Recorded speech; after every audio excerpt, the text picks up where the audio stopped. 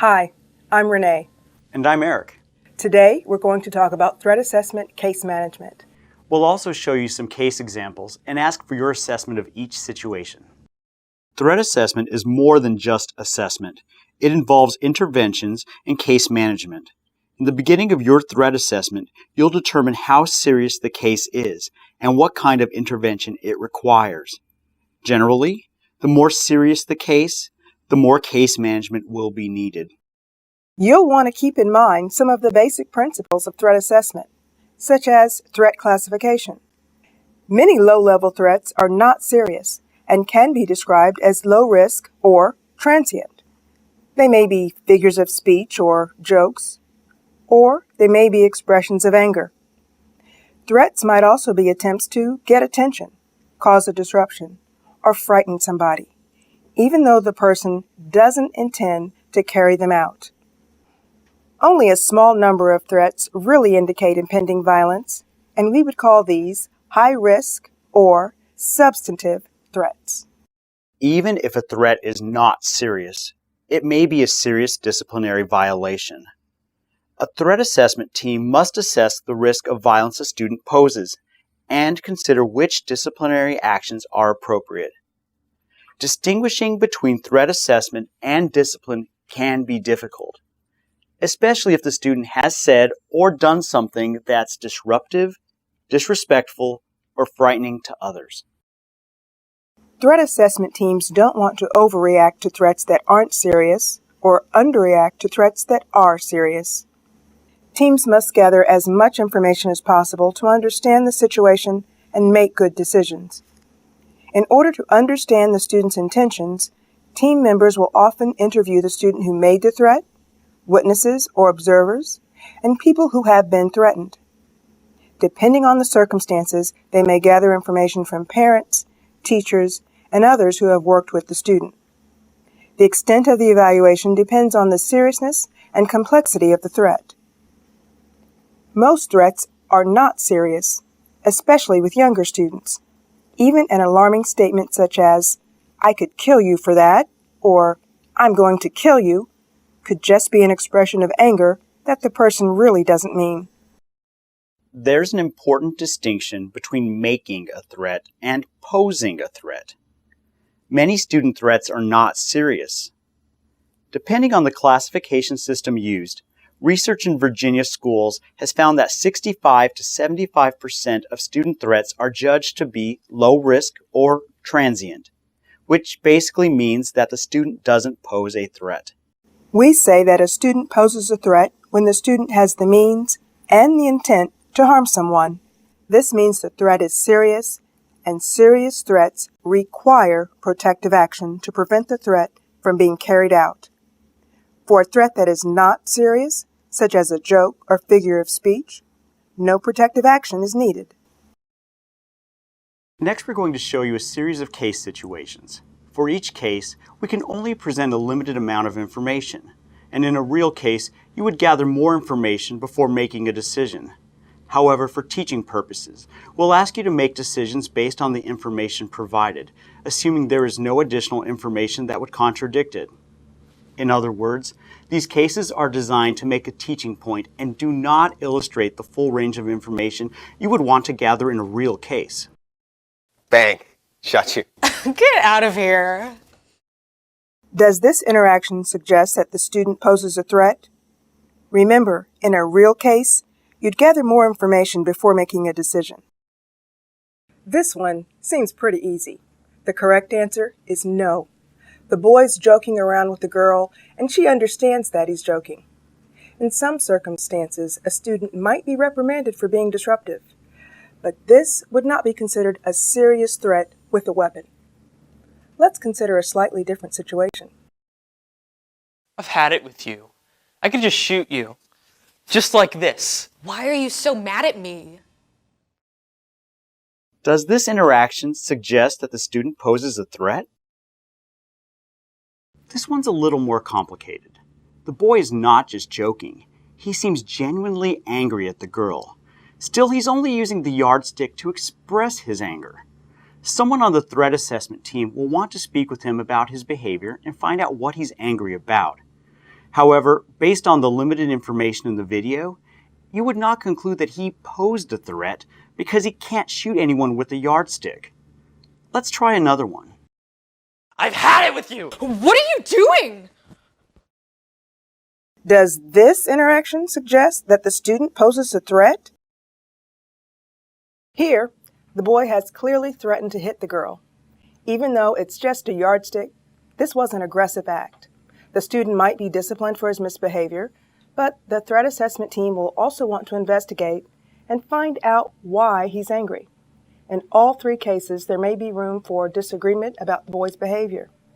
In a real situation, you'd want more information that could lead to different conclusions.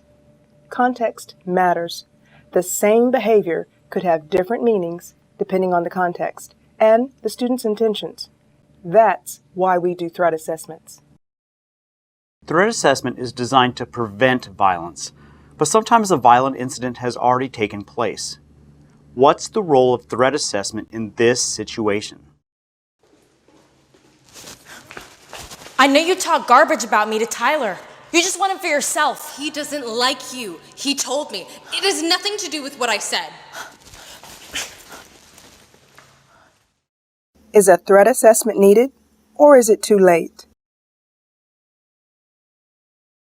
Threat assessments should be conducted anytime there's a fight or serious confrontation that suggests that further violence is possible. It may be too late to prevent the incident in the hallway, but there's potential for another fight. Okay, so now that you both explained it to me, I think I have a better idea of what happened. So you both realized that you could have handled this differently, and you both apologized. So what's the situation now? Is this over? Not really. She's still after my boyfriend.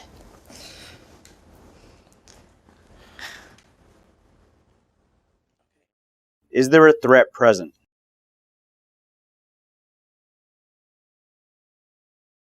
The answer is yes. The conflict between the two girls has not been resolved, and one of them has indicated that it's not over. These circumstances suggest that a fight is a real possibility, and then at least one girl poses a threat to the other. If a student commits a violent act before a threat assessment is conducted, it's too late to do an assessment for the committed act. So don't record this case as a threat assessment that resulted in violence. However, you should conduct a threat assessment after a fight or some other violent act to assess the potential for future acts of violence. How do you know whether a future act of violence is going to occur? One appealing strategy is to assess whether a student fits a profile of a violent individual. This is called prospective profiling, and it's not the same as retrospective profiling that's done to identify an offender after the fact. Prospective profiling occurs before a violent act has occurred. It's an attempt to match students' characteristics with a checklist of characteristics commonly found among individuals who have committed similar violent acts. For example, there have been attempts to develop a profile of students who have attacked their school, the so-called school shooter profile. This approach has serious limitations and should not be used. Research on school shootings by the FBI and Secret Service concluded that a school shooter profile was not possible. The characteristics of students who committed school shootings were not specific to the people who were violent, but applied to many more students who were not violent. In other words, these profiles falsely identified many students as dangerous who in fact were not dangerous. One reason why profiles don't work is that violent individuals are a heterogeneous group. There are many different motives and reasons why someone would engage in a violent act. There are at least 3 different pathways to serious criminal violence. First, there are individuals who follow a delinquent or conduct disorder pathway. These individuals are defiant of rules and authority, and they use aggression to get what they want. Then, there are individuals with a serious mental illness who are motivated by delusional thinking. They may have auditory hallucinations and paranoid ideas that lead them to commit a violent act. Most people with serious mental illness are not violent, and only a small portion of serious violence is committed by people in this group. The third group is neither delinquent nor experiencing mental illness. Instead, they are typically embroiled in a relationship conflict in which they feel abused, bullied, or mistreated in some way and lash out in retaliation. Instead of matching individuals to a specific profile, teams should look for evidence that the person is on a pathway toward violence. Has the person made a threat? Is there evidence of planning or preparation to carry out an attack? Has the person acquired weapons, recruited accomplices, or warned friends? These are the most important indications of violence. Another concept used in threat assessment is leakage. Leakage means that someone has intentionally or unintentionally revealed feelings or thoughts about an impending violent attack. Some examples of leakage are bragging or dropping hints about an attack. In some cases, a student will brag about an attack through social media, although this can be a false threat intended to arouse fear and concern. Leakage is not a definitive indication of violence, but it may signal the need for a threat assessment. Once a threat assessment has been initiated, the team should take a problem-solving approach to student misbehavior. This means that a threat is often an indication that a student is frustrated by a problem that he or she cannot solve. The team should help the student find a better solution than resorting to violence. This can be the most effective way to prevent violence and help the student at the same time. When the team judges that a student has the means and intent to harm someone, then the team should develop an individualized safety plan. The plan should be documented in school records, either in records for the student or in separate records used for safety purposes, consistent with your school's policy. A safety plan will be individualized to meet the student's needs and the actions needed to maintain safety. The safety plan will include one or more protective actions to prevent the threat from being carried out. It's important to take protective actions that are appropriate to the individual situation. In almost all cases, you'll want to warn potential victims. Remember that safety trumps confidentiality, which means you can reveal confidential information, such as the name of a student who threatened someone, to prevent someone from being hurt. If a student has been threatened, you'll also want to contact that student's parents. Sometimes a student or parent will have a strong reaction to learning about a threat, so you might need to reassure them that you're taking measures to keep everyone safe.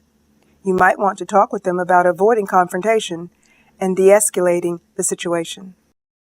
There are other protective actions to consider, such as increasing your supervision of the student who made the threat and notifying the student's parents.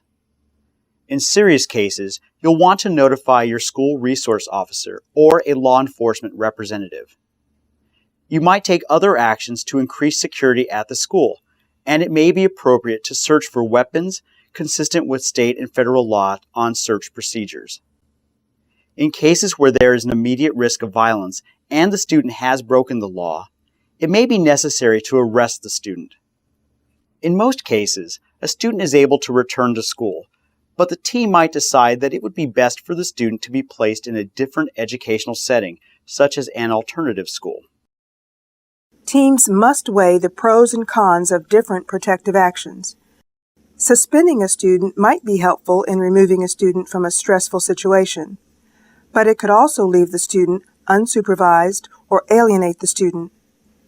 In the most serious cases, the student may need extended case management. This could mean monitoring the student's behavior and providing support for a month or longer. Monitoring should be carried out in a supportive manner to benefit the student. Next, we'll review some situations where extended monitoring may or may not be appropriate. Keep in mind that we can only present a limited amount of information, and in a real case, you would gather more information before making a decision. However, for teaching purposes, we're going to ask you to make decisions based on the information provided here, assuming there is no additional information that would contradict it. I've had enough of this! I'm going to shoot! Every single last one of you! Whoa, whoa, whoa, slow down, son. Don't worry. It's okay. I'll make sure they don't mess with you again. Be alright. The school bus driver responded to this situation. Is a threat assessment needed? A threat assessment is needed in this situation. The bus driver should report the incident so that the team can begin an assessment. Let's consider what happens next. So Philip, I heard that something happened on the bus today. You want to talk about it? Well, the kids on their bus, they're always picking on me. And even when the bus driver tells them to stop, they never listen. I'm really sorry this is happening to you. You know, that is unacceptable, okay? Can you tell me when this started? What should the counselor do next? Close the case, continue counseling, or do something else? Hi, Ms. Watson. This is Mr. Moore calling from your son's school. Yes, I'm his counselor. Now, I'm calling you because of an incident that happened today on the school bus that your son rides. There have been some rumors about it that I want to put to rest, and No, there's no need to be alarmed. There are just some rumors that I wanted to put to rest, and I wanted to let you know what happened and what we're actually doing about it. So I wanted to ask first, what have you heard from your son? Certainly the counselor should continue counseling the boy and also investigate the bullying. The counselor should advise the principal and the rest of the team about the incident so they can take the next steps as a team. One of those steps will be to contact the parents of children who ride that bus. The news of this incident will spread quickly, and parents will be alarmed about a shooting threat. They will expect school authorities to contact them. Does this information suggest that extended monitoring is needed? The best answer is yes. The team should continue to monitor the situation because the bullying might reoccur. Monitoring could include checking in with the student each day after riding the bus, or if the student is not on the bus, checking in at the end of the school day. After a week or so, the team can reassess how frequently check-ins should be, provided the student is willing to seek help immediately if bullied or harassed. The bus driver should remain observant and report any problems immediately. There should also be periodic checks with the student's parents, school counselor, teachers, or others who might have relevant information. Threat assessment requires a team effort. Here's an example. Okay, so let me summarize what we know. Nick has been bullied by this particular group of boys since last October. It started really light, just taunting and teasing, but recently it's become a lot more physical. There's at least one time I know where the group of boys knocked Nick down and kicked him. And as a result of that, Nick has threatened to bring a gun to school and shoot them. He's calmer now, and he realizes that it was a really big mistake to make a threat that large. He's back in school this week, and so far so good, but we still think he's a little nervous and on edge. Has he shown a history of violence? I know a lot of teachers are wondering if it's even safe for him to be at school. Well, I think you've done great work with Nick so far. And no, he's not had a history of violence. His first week back in school is going really well. I'm more concerned about the young men who are doing the bullying. What do we know about them? Well, I've been keeping an eye on them. They know they're supposed to leave him alone, but I don't think this is over. There's some rumors that they want to get back at him for getting them in trouble. Yeah, and I agree. I mean, one of these boys has been bullying other kids for years. You know, we have got to continue to monitor the situation. Nick should be checking in with you at least once a week, and we need to remind him that he needs to let us know if there are any more bullying problems. And we need to plan to meet with each of the young men who are doing the bullying. Okay? Some threat assessment cases require careful planning and follow-up to make sure that the plan is working and violence does not occur. Here's an example. Okay, the next case involves Chris, who's in the 11th grade and known to be associated with the 5th Street gang. He had some words with two young men, reportedly of the South Side gang. Of course, you know, they exchanged threats. What do we know about this situation? Actually, I met with Chris when this incident was reported. He really didn't have too much to say, except he didn't feel safe at school this week. There is a history of conflict between these two gangs, and we're concerned it's getting worse. Last week, one of the leaders of the 5th Street gang was arrested for drug possession, and there's a rumor that someone on the Southside gang set him up. Okay, so it looks like we need to watch this situation closely. Do you know if these young men have classes together? I can pull their schedules. I'll check. Okay. Who would be the best person to reach out to each member of the gang and maybe ease the tensions between Chris and them? A threat assessment might include a mental health assessment conducted by a member of the school's team, or in some cases, an external consultant. Most cases don't require this level of assessment. A mental health professional should not be asked to predict whether a student will engage in a violent act. It's extremely difficult to make accurate predictions of violence, and experts often err on the side of safety and over-predict violence. A mental health assessment is not intended to predict violence, but to identify strategies for preventing violence.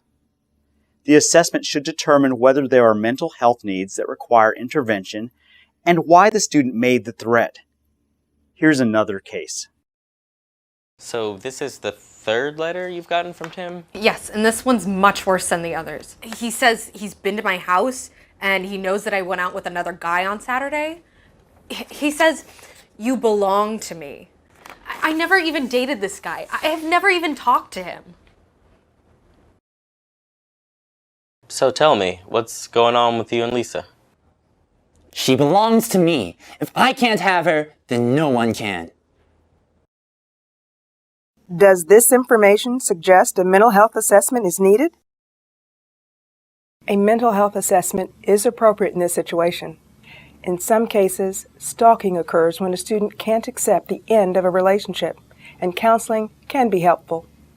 But in this case, there was no previous relationship. The student may have delusional thoughts and an irrational obsession with a girl that indicates a serious mental disorder. A group of girls report that another girl in their class has threatened to poison them. The threat assessment team learns that the girl who made the threat has been socially bullied by her classmates. The girl reportedly has talked about killing herself and has a number of superficial scratch marks on her arm. When asked about the scratches, she says it's no one's business what she does and refuses to say anything else. Does this information suggest a mental health assessment is needed? In this situation, a mental health assessment is needed because the girl may be cutting herself and may be suicidal. A mental health assessment would be useful to assess for depression and potential for self-injury, as well as to gather more information about the bullying situation and her threat to poison her classmates. Threat assessment and suicide assessment are closely related processes. In most cases where there is a concern about suicide or self-harm alone, school authorities should follow their regular procedures. A suicide assessment usually includes a school-based mental health professional evaluating the student, developing a plan to keep the student safe, and notifying parents or guardians. When there is concern that the student may want to harm others as well, a threat assessment that considers harm to self and others should be conducted. A law enforcement investigation can be a valuable element of a safety plan. A school resource officer might interview witnesses, visit the student's home and ask permission to search the home or obtain a search warrant, and investigate whether the student has acquired weapons. A search for evidence that the student is preparing to carry out an attack may be appropriate. School authorities may search students' lockers, backpacks, and other school premises provided they have reasonable suspicion. Law enforcement searches require a higher standard of probable cause. A search could include the student's social networking sites, text messages, and other forms of communication.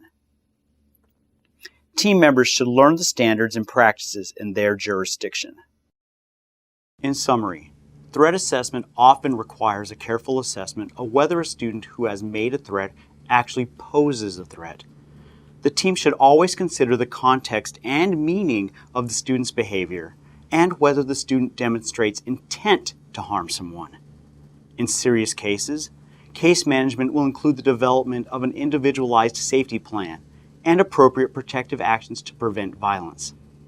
There may be a mental health assessment of the student to identify mental health needs and address the problem or conflict that underlies the student's threatening behavior. A safety plan may include a law enforcement investigation.